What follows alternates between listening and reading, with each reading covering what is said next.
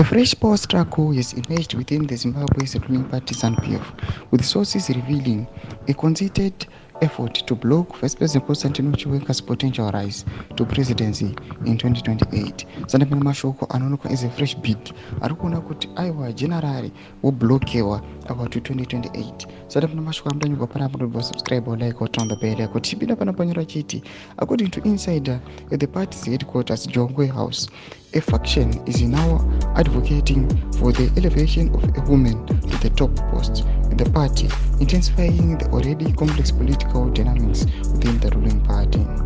The constitution stipulates that President Emmerson Mnangagwa, who has held the presidency since 2017, is due to step down in 2028 after completing his 2 terms in office.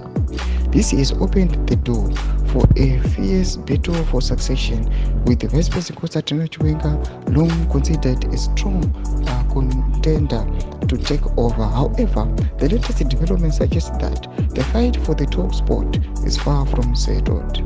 Sources within the ZANU-PF claim that a faction at Jongwe House is now actively working to prevent Chiwenga from assuming the presidency. Instead, the faction is pushing for the elevation of a woman, with current party chairperson Opam Chinguri emerging as a key figure in the race.